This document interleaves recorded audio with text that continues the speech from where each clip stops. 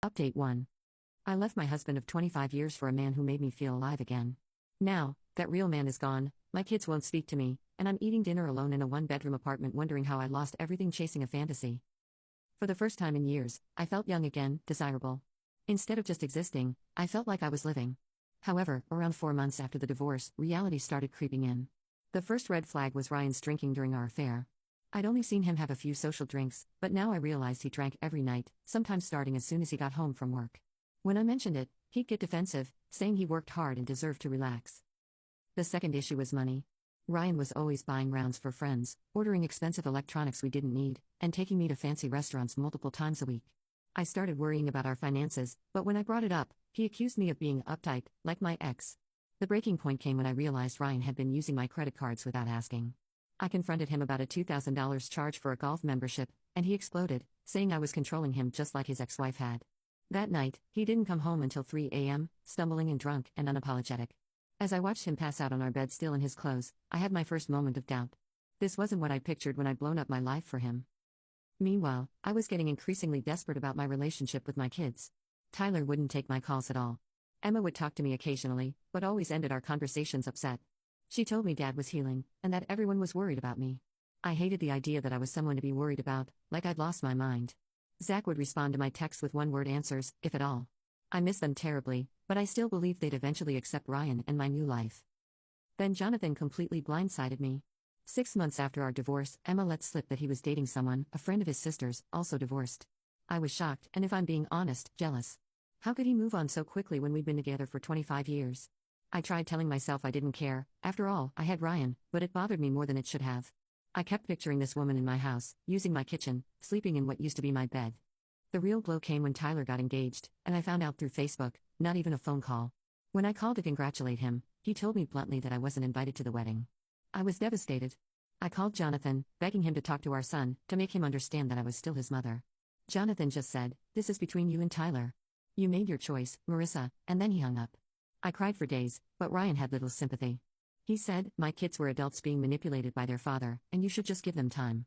That's when things really started falling apart with Ryan. His drinking got worse. He totaled my car driving home drunk from a golf outing with his buddies. Then I discovered he'd been dipping into my 401k money to cover his own credit card debt. When I confronted him, he promised to pay me back, swore he'd cut back on drinking, and said he'd get help. I wanted to believe him because the alternative, admitting I'd made a catastrophic mistake, was too painful to face. But promises don't mean much from someone who can't even remember making them the next morning. Ryan's behavior became more erratic. He'd be loving 1 minute and cruel the next. My dream man was turning into a nightmare, and I had nowhere to turn. My friends from my married life had mostly sided with Jonathan. My kids barely spoke to me. I was working extra hours to cover our expenses since Ryan had been between jobs for 3 months. One night, after Ryan passed out on the couch, I sat alone in our small apartment bathroom and finally admitted the truth to myself. I had destroyed everything good in my life for a fantasy. The passionate, attentive man I'd fallen for didn't really exist, or maybe he did, but only for as long as it took to lure me away from my family. Either way, I was trapped in a relationship with an alcoholic who was bleeding me dry financially and emotionally. In desperation, I called Jonathan. It had been over a year since the divorce. I thought maybe time had softened his anger. I told him I'd made a terrible mistake and asked if I could come home. The silence on the other end of the line should have prepared me for what came next, but it didn't. Jonathan unleashed 25 years of built-up rage. He told me exactly what he thought of me as a person, as a wife, as a mother. He said the house was no longer my home and never would be again. He told me to never contact him again, and then he hung up. I stayed with Ryan for another 6 months after that call, paralyzed by shame and the fear of being alone. But when he spent the last of my savings on a gambling trip with his friends, something in me finally snapped. I packed my things while he was at work and left. Now I'm living in a dingy one-bedroom apartment, driving a used car that breaks down weekly, and working a job I'm overqualified for just to make rent. My life has become unrecognizable. Last week, Emma told me that Tyler and his wife are expecting a baby. I should be excited about becoming a grandmother, but all I feel is grief, knowing I probably won't be allowed to meet my own grandchild. I heard through mutual friends that Jonathan and his girlfriend are planning a trip to Hawaii this summer, the trip he and I had always talked about taking once Zach finished college. Some days, I tell myself it's not fair that a mistake, even a huge one, shouldn't cost someone everything, that my kids should forgive me because I'm their mother, and Jonathan should have fought harder for our marriage. But in my honest moments, usually late at night when I can't sleep, I know the truth. I didn't just make a mistake, I made a choice, over and over again, day after day. I chose excitement over commitment, fantasy over reality, selfishness over family, and now I'm living with the consequences. Maybe someday my kids will forgive me, maybe someday I'll forgive myself. But for now, all I can do is wake up each day in my empty apartment, go to my meaningless job, and wonder how I could have thrown away 25 years of love for something that turned out to be nothing but smoke and mirrors. I find myself staring at old family photos a lot these days. There's one from Zach's high school graduation that I keep on my nightstand. We're all smiling, me, Jonathan, and the kids. We looked so happy. Were we really, or was I already restless, already looking for an escape? I can't even remember anymore. The past has become a blur of contradictions. Was my marriage as empty as I convinced myself it was when I met Ryan, or did I rewrite history to justify what I wanted to do?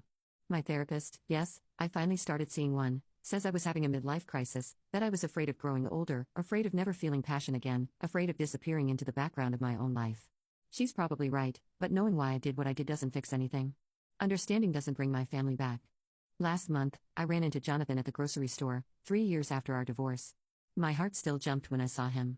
He looked good, better than I remembered. He'd lost weight, gotten a new haircut. He was with her, Diane, his girlfriend. They were laughing about something when they turned down my aisle. The moment he saw me, his face changed, not anger anymore, just nothing, like I was a stranger. He nodded politely and guided Diane in the other direction. She looked back with curiosity.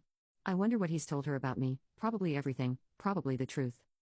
Emma's wedding is next month. She invited me, which feels like more than I deserve. She made it clear that I'd be seated separately from the family, that I shouldn't bring a date, and that I shouldn't expect to be in many photos.